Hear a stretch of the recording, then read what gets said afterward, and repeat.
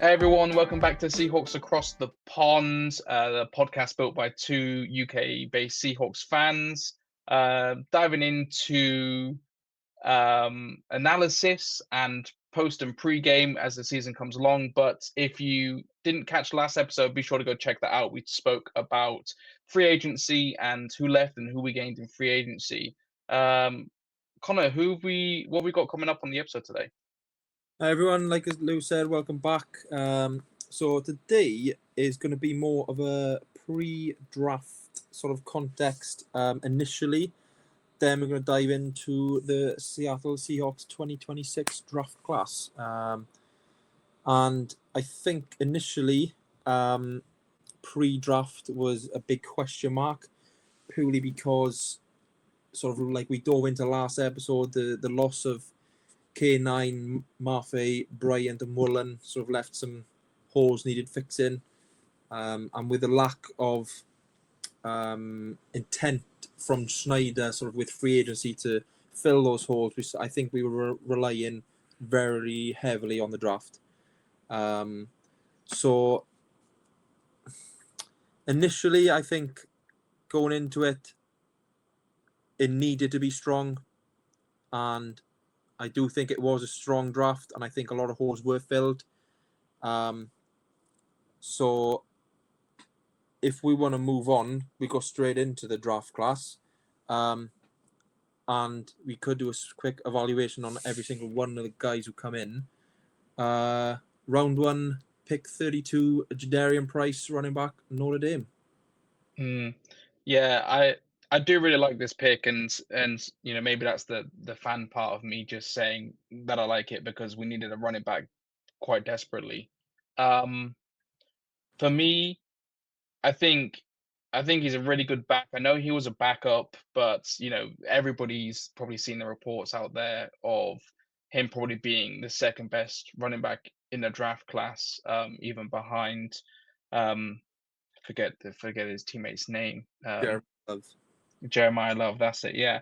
So, I think just reading some of my notes here, I was quite surprised to see us pick up a running back with a first pick, to be honest with you.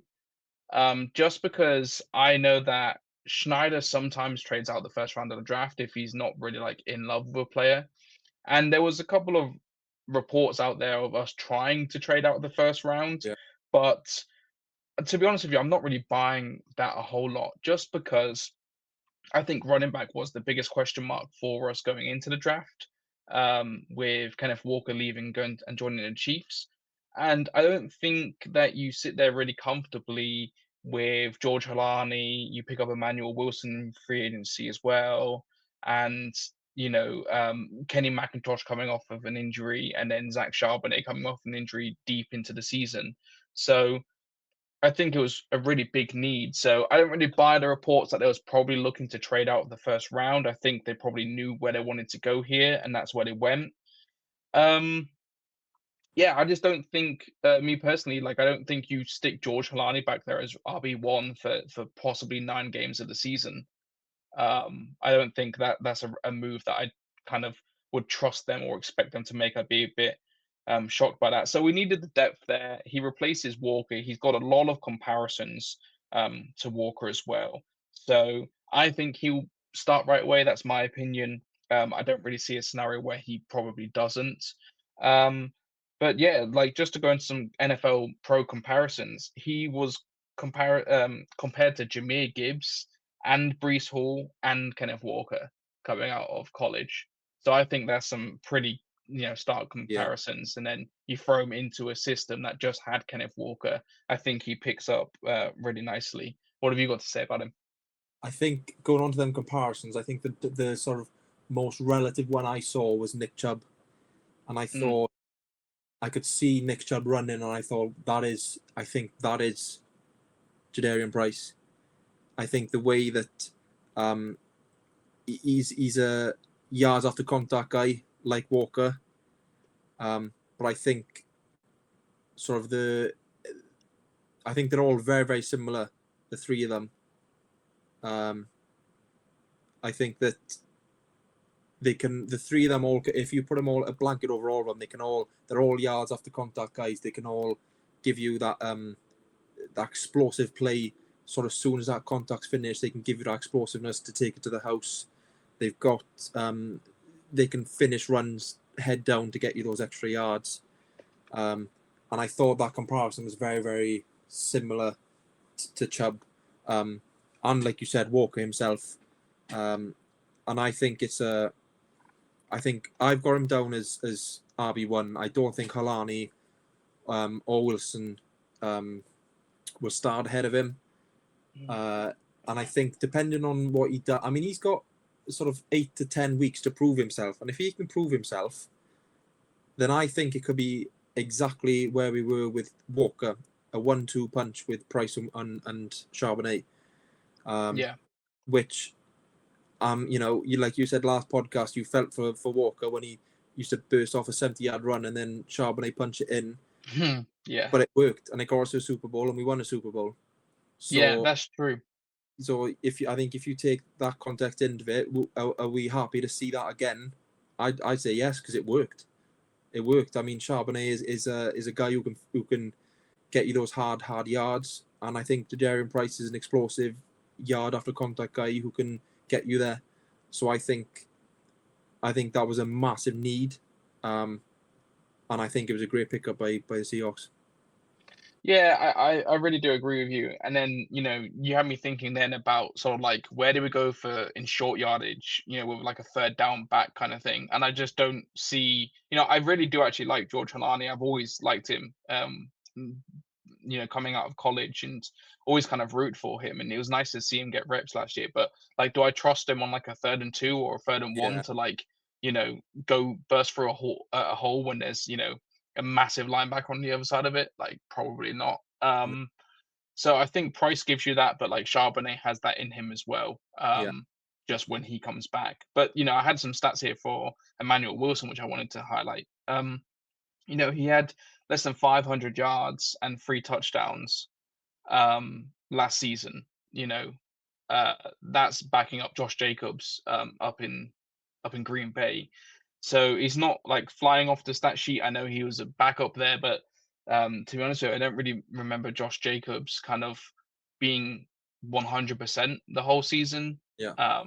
So it's a little bit worrying there. Like, you know, I don't really have much on Wilson, but I just don't think like he comes in, he takes that number 1 spot like we've Yeah. discussed. But Not you for know, me. we have yeah, we have that, you know, that same scheme.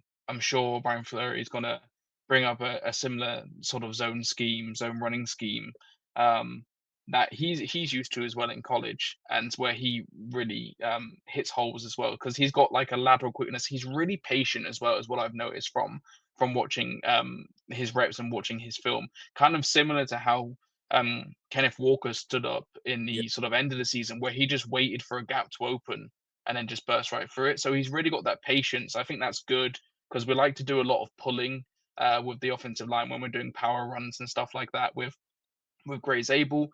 And you know, you had a lot of times where Walker was just running behind Zabel with just his hand out, you know, pushing him. And Yeah. I feel like we're going to get a lot of that with Price as well. Just very similar running styles and that same patience that you see as well. So I really like that. Cool. You got anything else on Jadarian Price, or should we move on to No, pick number 2? I think we move on to pick number 2, which was pick 64 overall, round 2. Bud Clark. He was a safety out of TCU.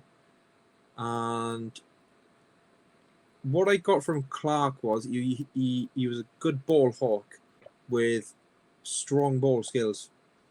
I think he is a playmaker. He is a sort of a guy you can rely on as well. But I found a lot of reports were saying about he had a lack of strength in the run game. So that is a slight question mark over him. But then I think if the Seahawks do feel that he does have a sort of lack of strength in the run game, that they'll probably play him more free safety than strong safety. Because I do think he's got the ability to play both. But I do think if they do fear that lack of strength, that he'll probably be second to Julian Love and leave Ty Okada and Nick Imanwari as strong safeties. But I do feel it was a strong pick, and that they can develop him a bit more. I mean, he's one of 4 DBs they pulled out of that draft, and we know what Schneider's like. He loves a DB. I think having Mike Mack and Durde there as well, both heavily, defensively minded. I think that they saw something maybe that we don't, or they have plans or something that they don't want to share yet. But I do think that's a strong pick. Yeah, I agree. I think it will be quite an interesting battle with Ty Okada to see if he can go up for that starting spot there.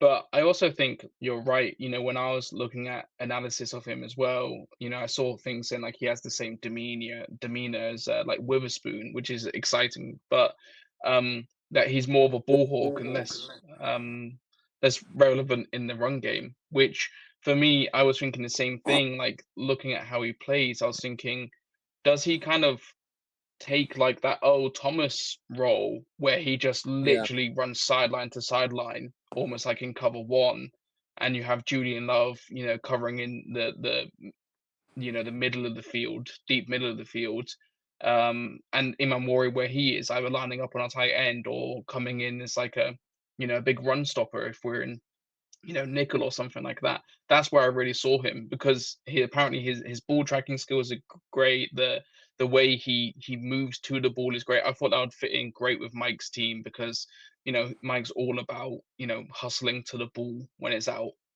and making sure that there's 3 guys there making a tackle. So I think that's really good from him. He seems like a really good competitor.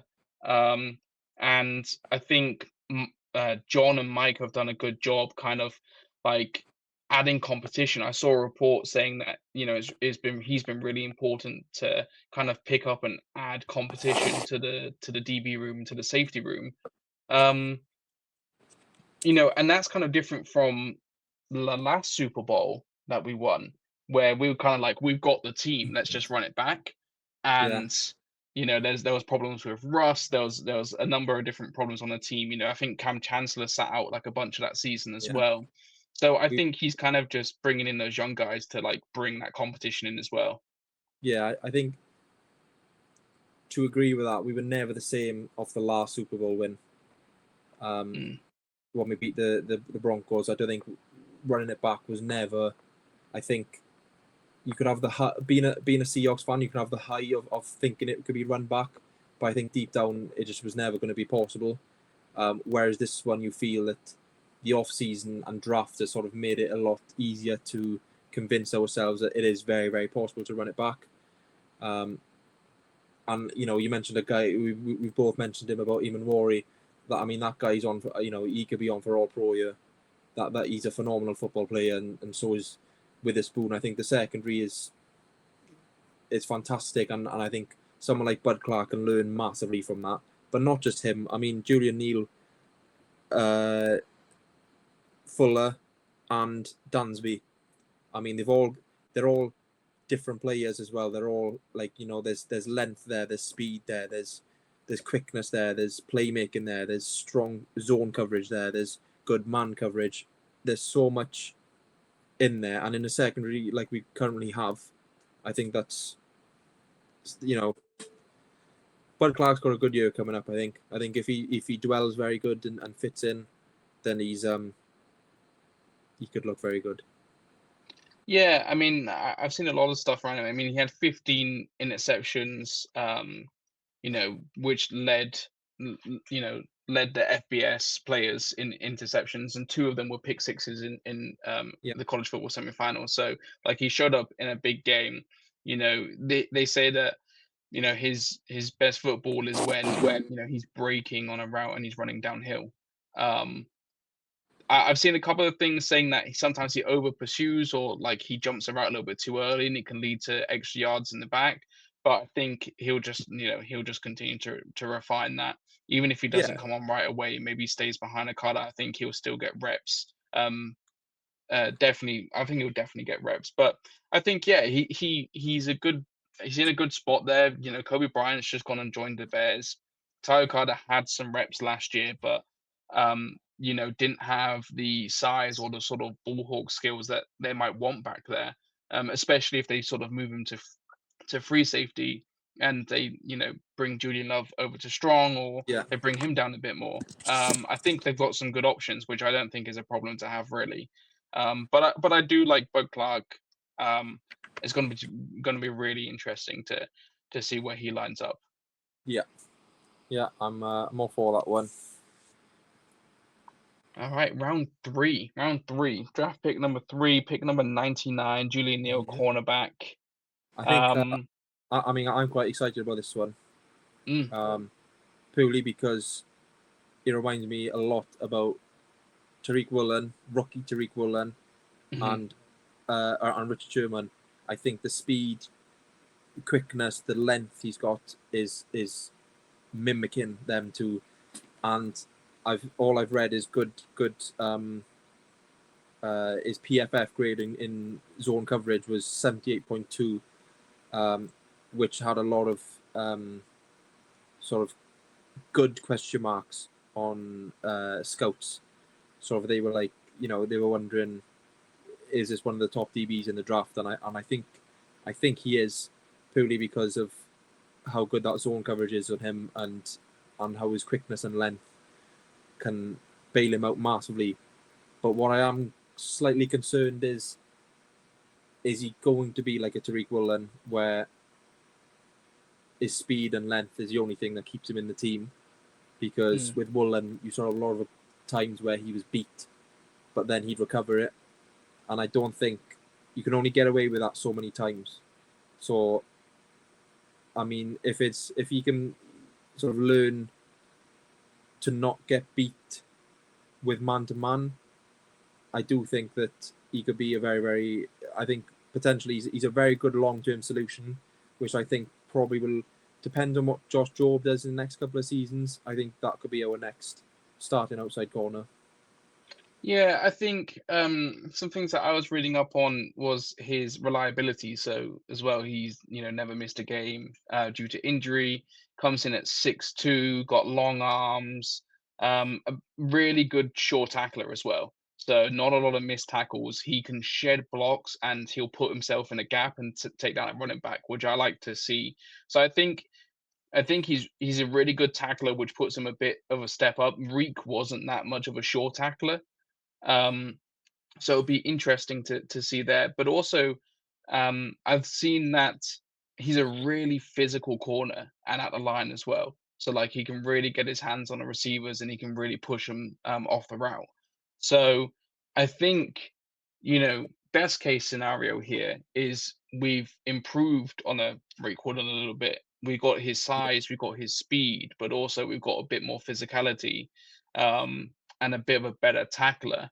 So I really hope to see that, and you know, if he can really show that, then I also wonder if Josh Jobe is going to, you know, be starting on the outside this season, which I do believe in Josh Jobe, and I think he's a great corner as well. So I think it'll be a real competition there. Um, but we'll see. Maybe he can come in some nickel packages as well. But he can also line up anywhere on the field, Julian Neal. So he can cover the slot, he can cover outside. But I think you're right. With his size and his speed, I think he'd be a great outside starting corner. Um, some of his downsides is that he struggles a little bit more in transition. He kind of opens up his hips a little bit too early and gives the receiver a couple of choices on where he wants to take the routes. And he also struggles on double moves because he opens that up a little bit prematurely. So he can't you know, make up that yeah, space as much as he could. So I think he'll be really good as a developing corner. I think if he can show what he's got in camp and throughout the preseason, and I think he might actually have a chance. But I think like he's got a little bit of development to do, but he's got the natural ability, he's got the size, and he's got the speed to start. So yeah, I'm really interested. I'm really excited about Julian. yeah, yeah. I'm with you on that one. And to further on the excitement, this is probably, I'd say this is my favorite pick by Seattle throughout the whole draft, and I think for a round 5, pick 148, I think a lot of pundits and analysts believe this is a steal at Bo Stevens from Yeah. Iowa. I mean, I'm excited. I'm really excited about this one because I do think that not only was he statistically great, I think in college he was.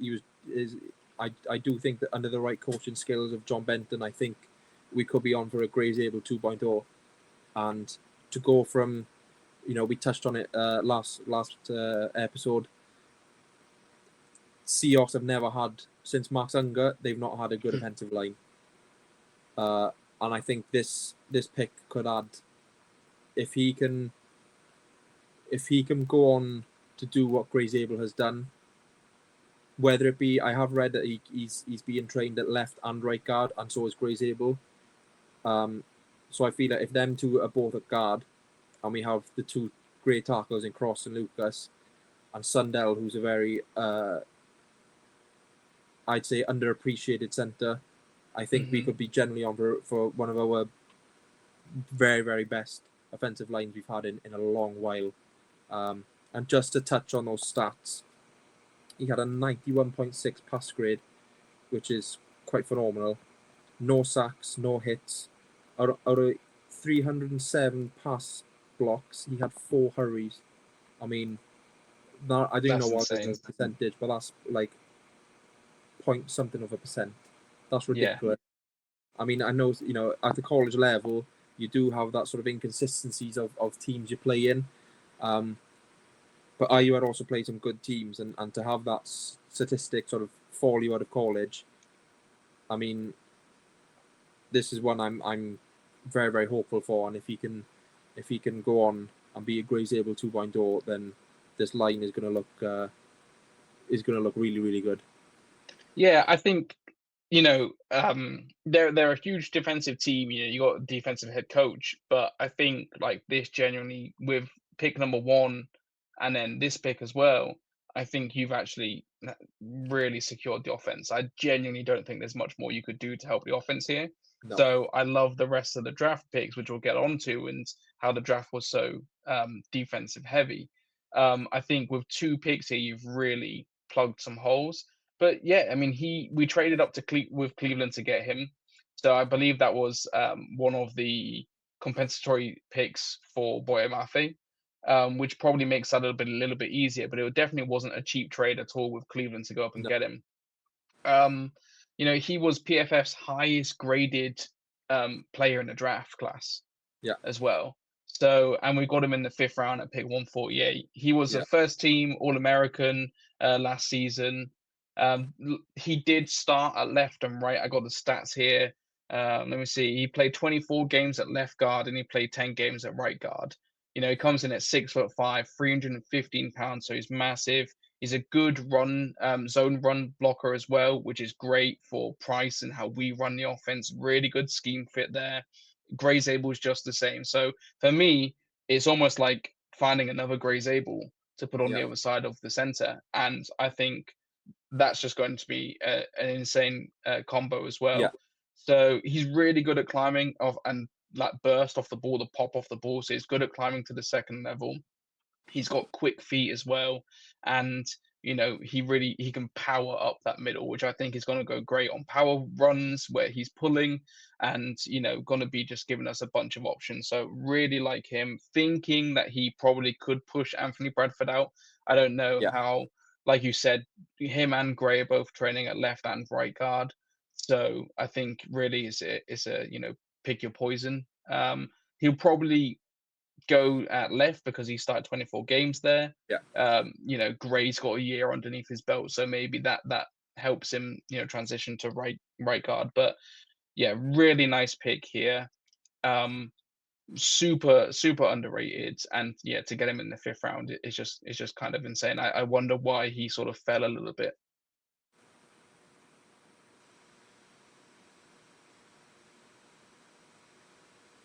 Sorry, you just lagged a little bit then. Oh, can you hear me? No. Yeah, you're back. All good. Cool. Yeah. Cool. Yeah. So I think I'm in total agreement. I think that's a strong pick. again, sort of like you questioning maybe why he fell. I do have sort of two concerns about him that are probably answer to why.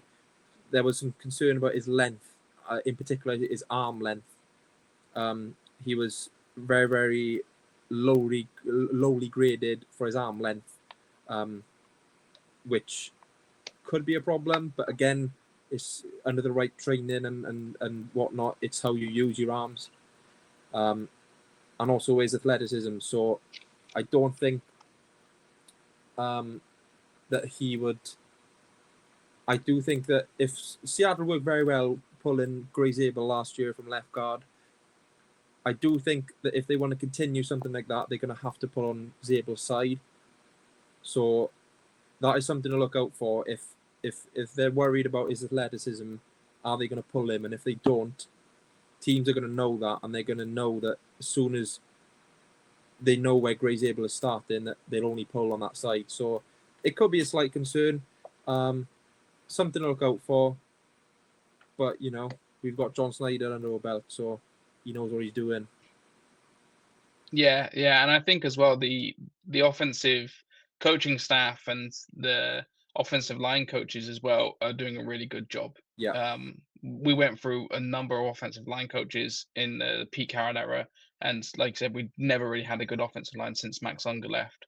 So I'm really excited to see how this one unfolds. And I keep saying that, but I really am.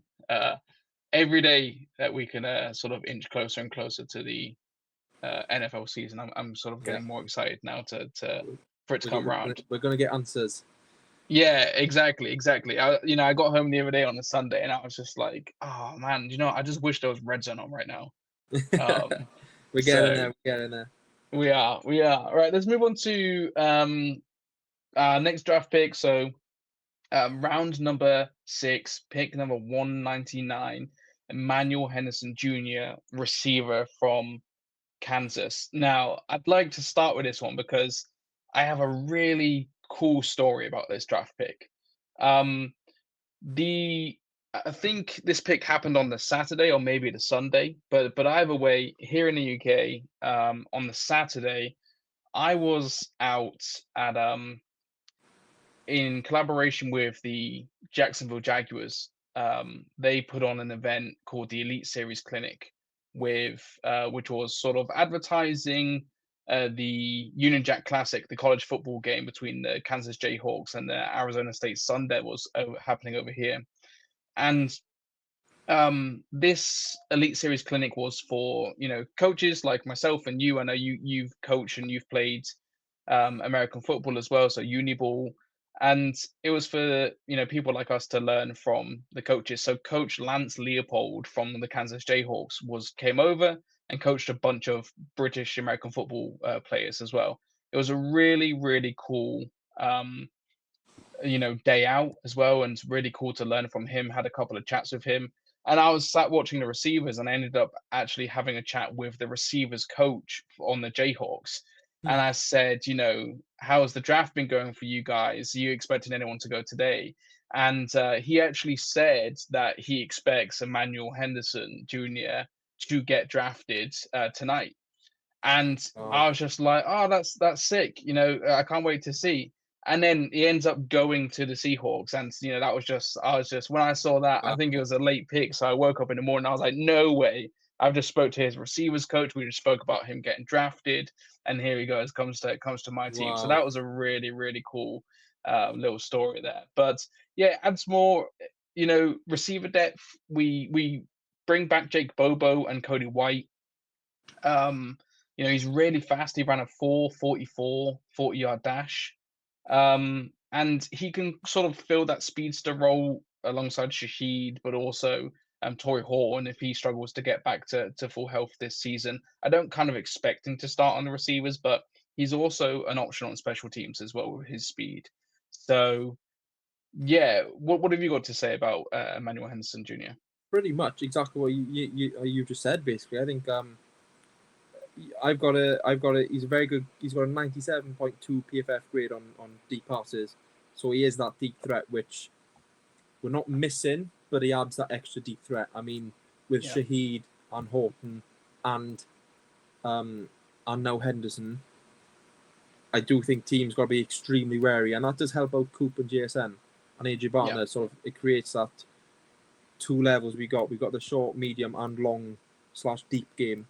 That's, without Shaheed last year, when Horton went out and we didn't have Shaheed, I thought we were missing that, and then we'd have to go along to JSN quite a few times. Whereas this would take the heat off him quite a lot because of his speed.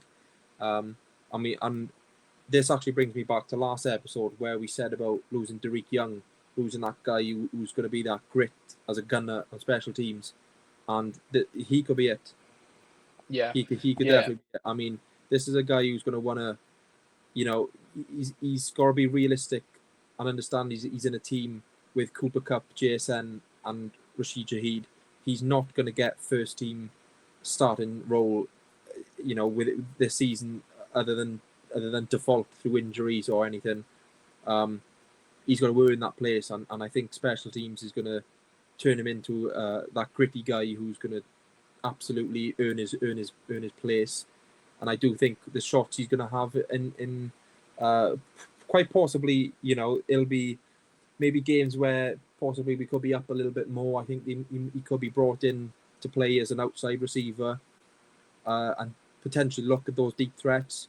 I think that could possibly come into play. But I do think special teams is where he's going to make his name initially, and hopefully sort of get his way into maybe Shaheed's role, maybe in a couple of years if Shaheed was to move on. But yeah, by taking him, I think I'm quite optimistic. But it's realistically he's going to be a special teams guy for now. Yeah, I think Shaheed re-signed this year, and he's only there for a couple of years on this contract. But I think he's physical as well. He's a really fluid route runner.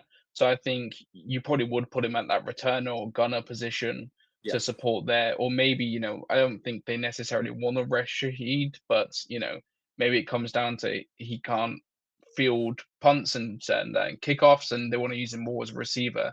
I don't imagine that really happening this season unless there's injuries that stop him from kind of going full speed in kickoffs. Yeah. But yeah, he's definitely developmental. He can really take the top off of a defense. I mean, he had like several 75-yard like touchdowns, like a 54-yarder. He had a 90+ yarder as well. He averaged like 7 yards after the catch. So he has a background of being a running back. So he's really good finding open space and sort of navigating blocks after the catch. So he is super interesting. And I'm really happy that he's on the team. It's going to be a bit harder. Jake Bobo is a great receiver, and he struggled to get a lot of reps last year. So it's going to be hard for him to fit in. But I think if he makes a special teams impact, there's definitely going to be a spot on the roster for him in the future. I just hope that he can kind of like how Derek Young and Cody White struggled a little bit. I want to see him make those contributions on special teams and then be a part of the starting squad. Yeah. Yeah, I think I'm in full agreement on that. It will be exciting to see what happens with him. Right, we'll move on. We've got 3 round 7 picks. This is where sort of I think John sort of worked his magic. Going into it, I think he traded for 2 of these. So he obviously felt he needed some more secondary help. And first in round 7, pick 236, Andre Fuller. Another cornerback out of Toledo. And I've got some good notes on this guy. I think, to see a guy like this drop so far, sort of, I was struggling to understand why, but then, we're not scouts. So we sort of have to try and work that out. But I sort of got down that he was a very, very good against the run, purely because of his size. He's a big corner, to be fair. He's not really thin, and he's also got potential to play safety as well. So I think that is probably what tipped him to be picked then and not go undrafted, was the fact that he could also go into safety because that's what John loves. He loves those versatile players. You look at Nicky Manwari, he's done it last season, to where it was the opposite of Fuller. But Nick can play a slot corner. He can play outside. He can play inside. He can play free. He can play strong. So I think the sort of option for John sort of made this pick. But just some quick stats on him I got. He did have an 82.6 PFF grade in 2025. Very good for a DB. He had an 80 grade in coverage, an 89.8 run against the run, which I thought was very, very good. And he also had there were 22 receptions on out of 259 for 259 yards, on 52 targets. So I mean, less than half of his passes were being completed. There was 9 breakups as well, pass breakups, which again, I think is quite good. That's you sort of maybe a few of those throws were overthrown, but to have sort of 9 breakups sort of in a season, that's pretty good for a cornerback who's gone in round 7. So again, maybe John and or Mike or Aiden has seen something that we've not. But I think again that's a strong pick and a strong against the run, and for a team, Seattle last year were extremely good against the run. We didn't allow a 100-yard rusher, so I think to strengthen that is another good sign of where they feel they're at as a defense on a secondary too. Yeah, I think what he brings to the table as well is kind of like for me, it's I see him as almost a backup to Imam. Yeah. I think he can transition into safety and add depth there on either side. But I think with his size, he's really similar size to Julian Neal. He's really physical. He's great in the run game. He had multiple TFLs, tackles for loss, in the season, and he's a really good tackler in space as well. Where I sort of see him is like maybe if Imam goes down with an injury or something, like we can still play that style of defense we want without having to change too much. We can bring in that third safety who's down in the box a lot more, who's maybe man on man with the tight ends. So yeah, he's a really big physical corner as well. He can throw receivers off the top of their routes with his hands, and again, he's a really good tackler in space. The one thing that I have seen a bit of a downside about him is he starts to panic a little bit when he gets attacked vertically. So if he put speed on him and try to stretch him downfield, he starts to panic a little bit and sort of gets his hands on them too much, can cause some penalties. But I think John and Mike probably know that, which I think again sort of supports his role being more like the Nicky Manwari backup and in that sort of role, rather than being an outside corner being threatened deep or something like that. I do really like this, and yeah, in the 7th round, this is a really good pick, and we're just bolstering that defense, which I really like. Right, yeah, we got 2 picks to decipher. We got again 2 defensive picks.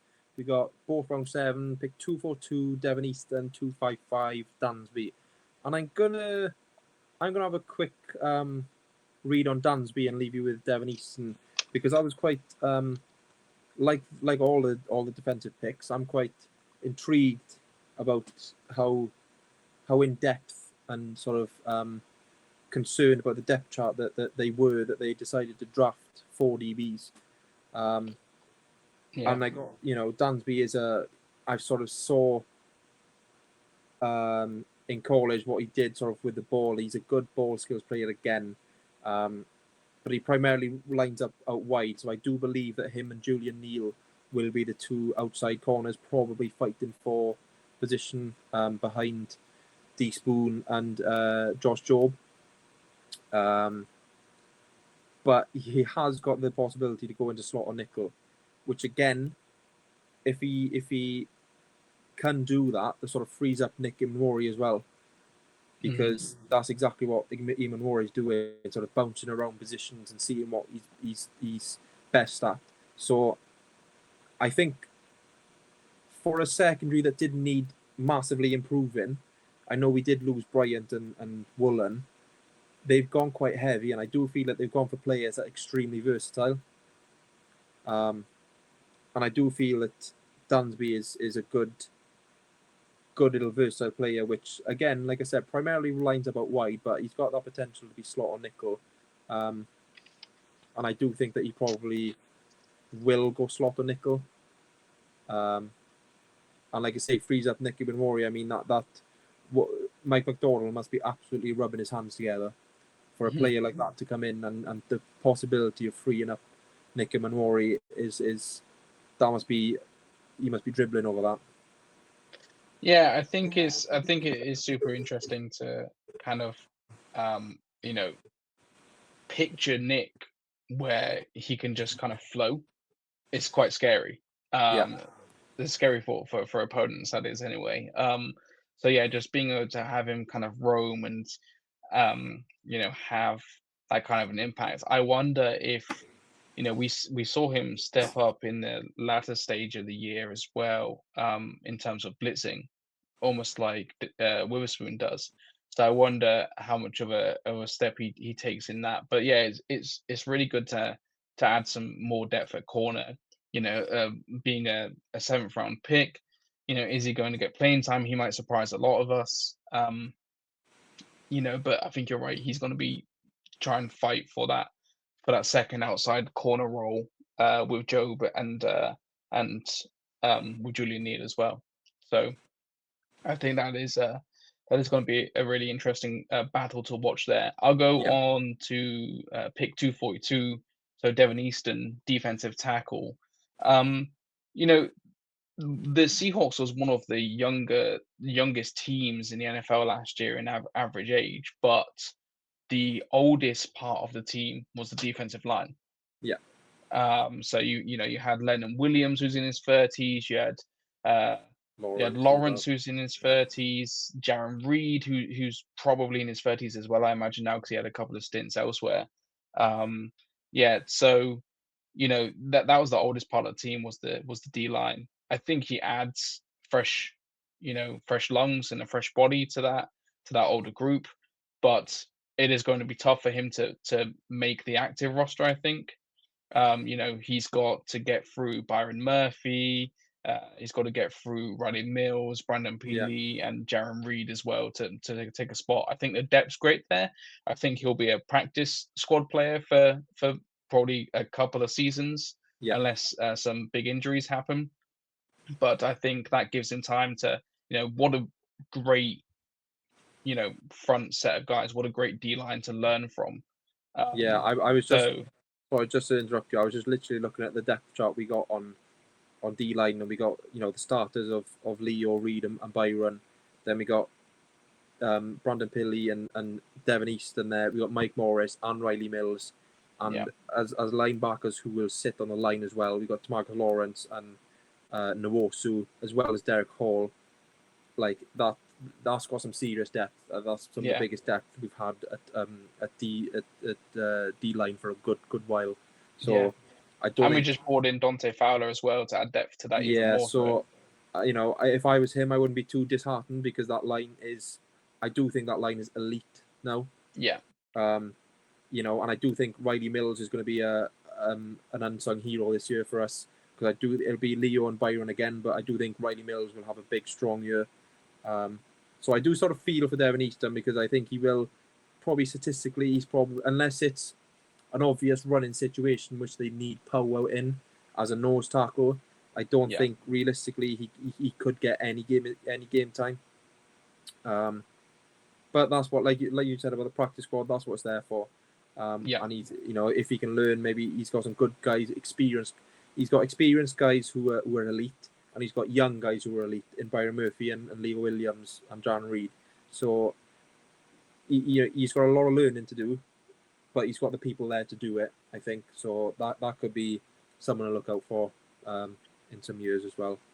yeah, definitely. I mean, he comes off with 4.5 sacks and 11 tackles over 39 games. So he's not jumping off the stat sheet, but again, defensive tackle isn't really a position where he's going to have a huge amount of sacks and a huge amount of stats coming up as well. But yeah, he's got a great, he's probably got one of the best defensive line rooms in the NFL to learn from. So huge opportunity for him, a really exciting opportunity for him, and definitely a name to look out for in the future.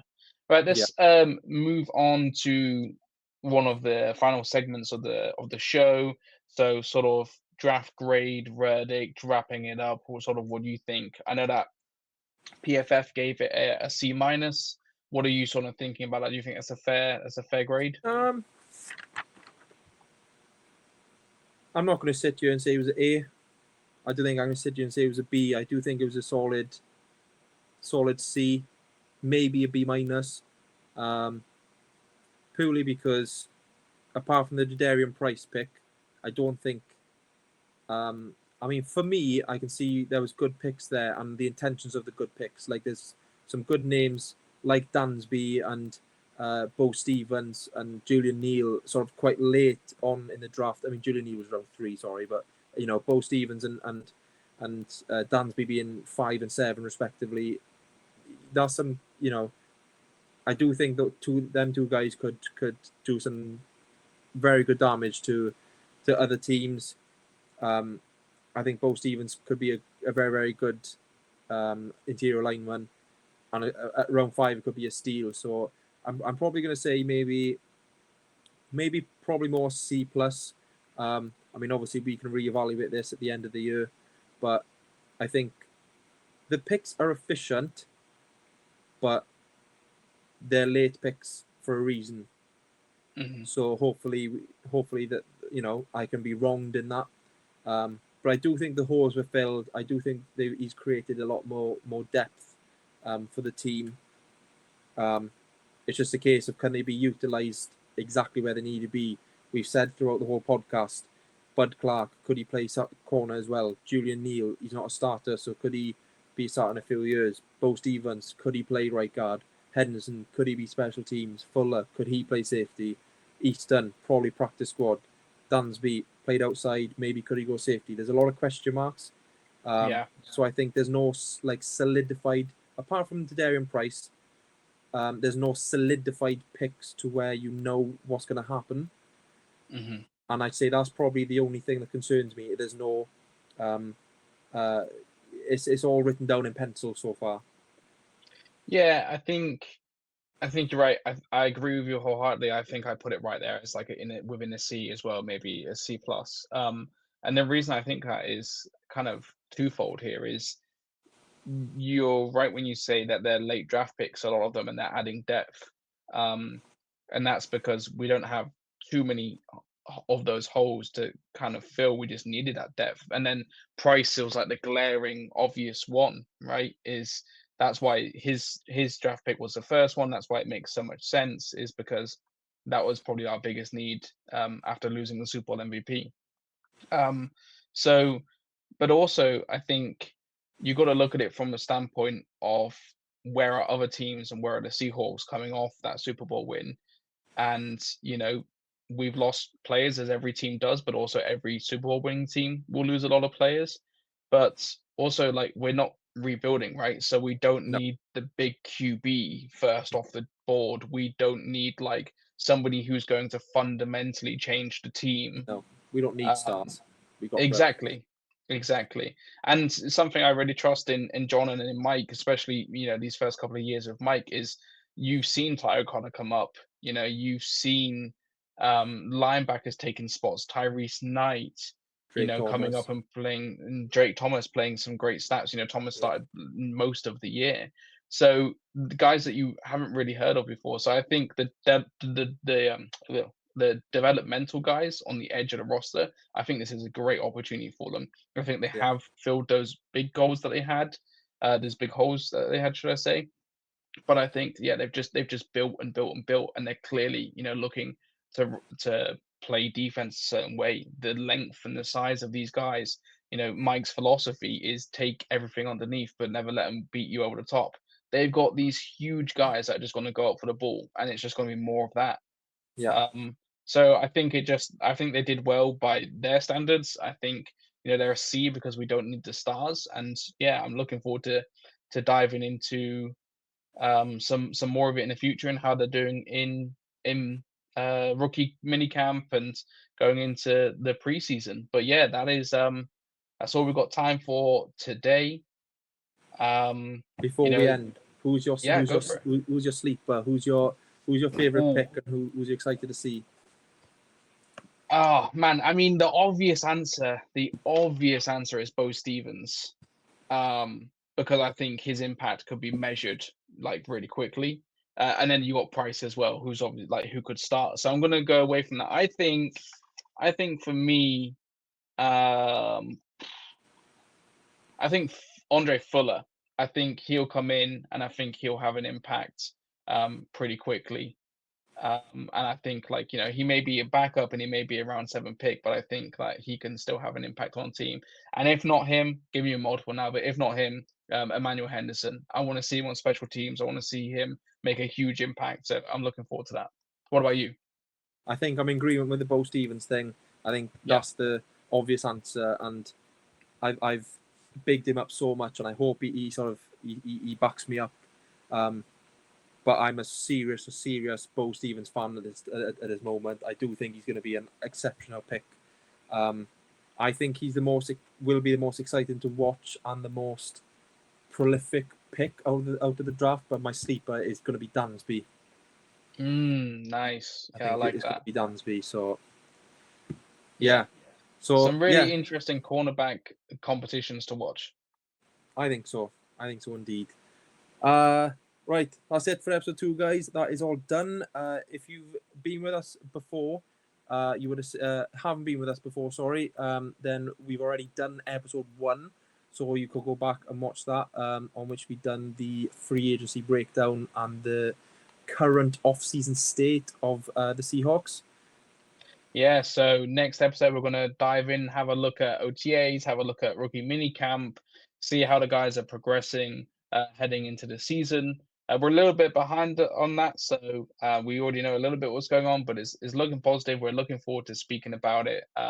Make sure you like and you subscribe, and yeah, make sure you listen to us pretty much mostly wherever you get your podcasts. But yeah, from across the pond, go Hawks.